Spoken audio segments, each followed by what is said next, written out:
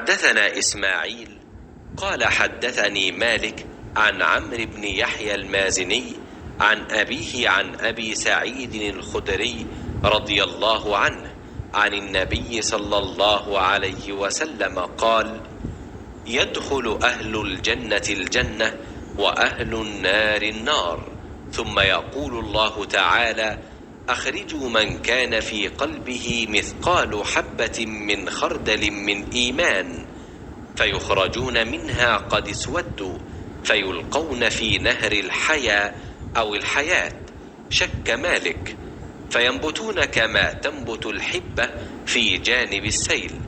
ألم تر أنها تخرج صفراء ملتوية؟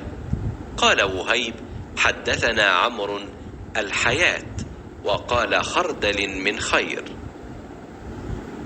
हज़रत मोहम्मद मुस्तफ़ा सल्लल्लाहु अलैहि वसल्लम ने फरमाया, जब जन्नती जन्नत में और दोज़खी दोज़ख में दाखिल हो जाएंगे, अल्लाह पाक फरमाएगा, जिसके दिल में राई के दाने के बराबर भी ईमान हो, उसको भी दोज़ख से निकाल लो।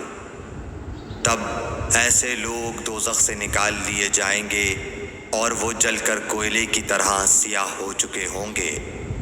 फिर ज़िंदगी की नहर में या बारिश के पानी में डाले जाएंगे। उस वक्त वो दाने की तरह उगाएंगे जिस तरह नदी के किनारे दाने उगाते हैं।